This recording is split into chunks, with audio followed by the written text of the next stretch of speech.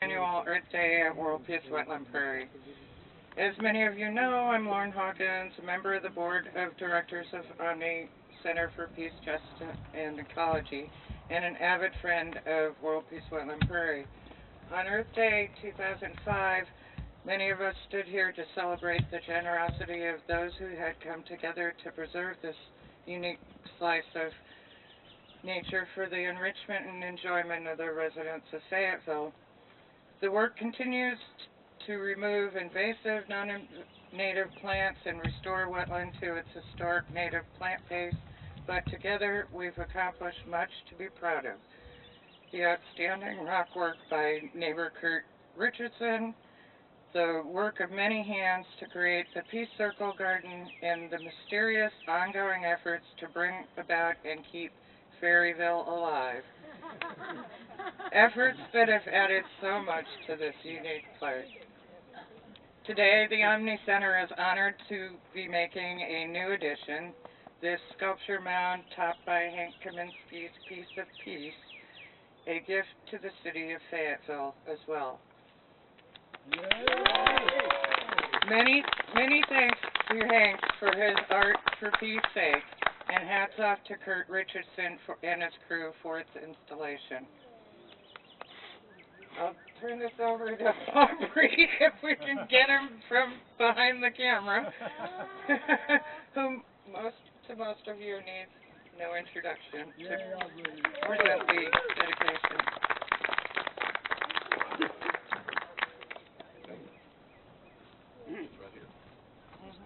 Well, I was just starting to eat lunch, and I thought you'd talk longer. Until 2002, this sacred ground had two small houses, but had been acquired by a developer with plans to construct 4 two-story apartment buildings, starting here and out back, 3 out back. 1 on the half-acre that we're on right here, and 3 more that would have required dredging and filling. I'm sorry, the 2 acres of Corps of Engineers delineated wetland on the west side. When the acquisition was completed, when the city received the title in 2005, and its name was agreed upon, World Peace Wetland Prairie, the wildlife habitat was protected, and the continued watershed protection value of the absorbent soil was assured. Today, apartments have been built on dredged and filled land to the north and on the hilltop to the northwest, both places that share the good soil and the native plants. Sorry, I'm 73 today, and no, actually, I've been 73 since Halloween, but I shake a lot more than I do when I met most of you. So 73 and he forgot it's not his birthday. Anyhow. What was that you said? He forgot it's not his birthday. She just pretended, actually. Anyway, with all this filling of land, precious land around us that protected the watershed, as this does, you don't see much runoff from this kind of land. With everything that's going on to the west, northwest, the fact is this still remains a sanctuary for many species of wildlife, and particularly to the native plants and pollinators, including native bees and butterflies and other beneficial insects.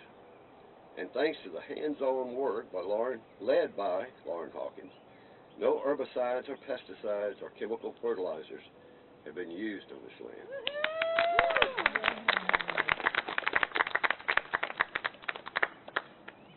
Also, early in the process of our neighborhood's advocacy of protection of wetland to reduce flooding on the town branch of the West Fork of the White River, which runs right behind Jennifer Creel's house across the street.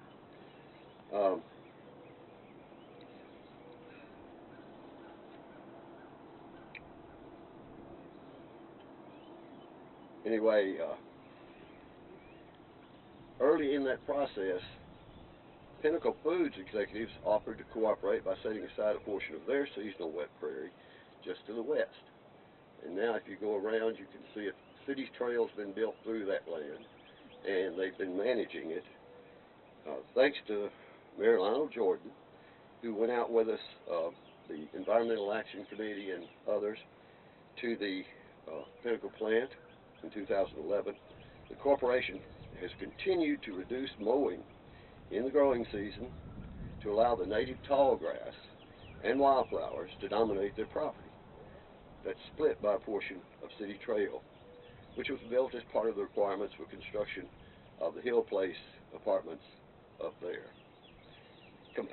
Combined with WPWP, Pinnacle Foods Prairie greatly reduces flooding immediately downstream, and that's a sad fact, however, that more development is continuing.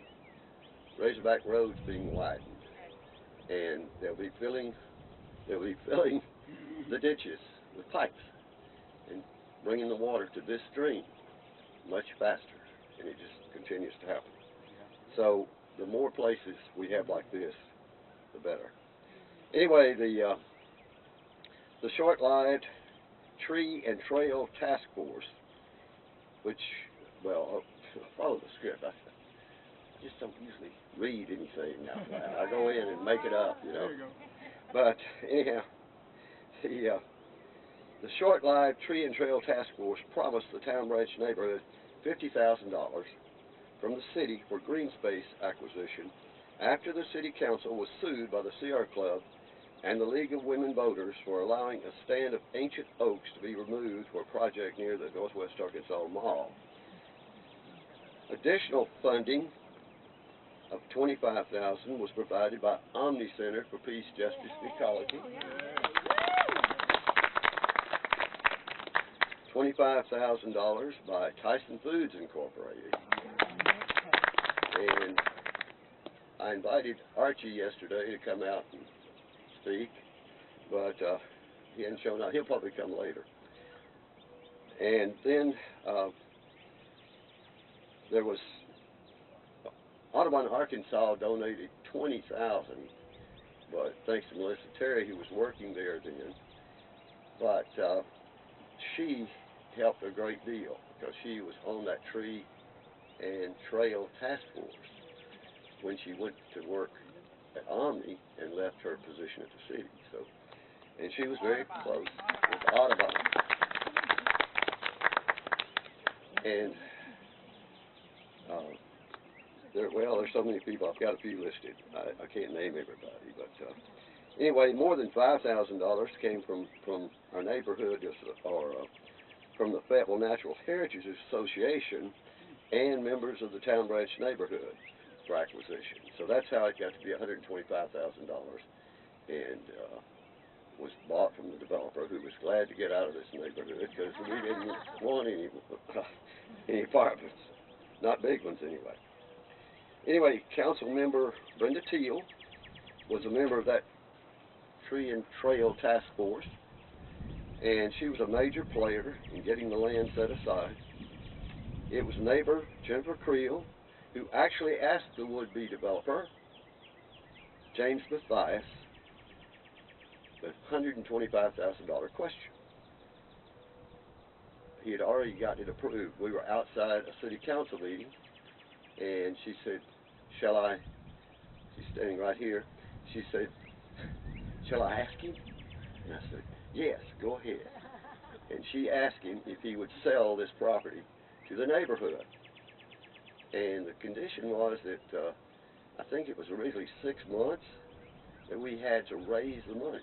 And that was at a point where we got all these other people on board. But it was actually 2 years, I think.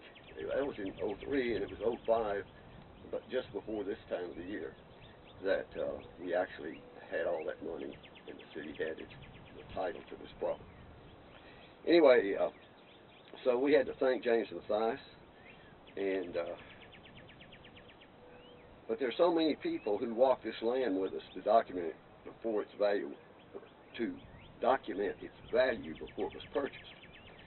They include environmental advocates such as Jim Bemis, Fran Alexander, Joe Neal, Mike Milano, representatives of the Arkansas Natural Heritage Commission, the Nature Conservancy, council members Lionel Jordan, Shirley Lucas, the late Swifty Reynolds.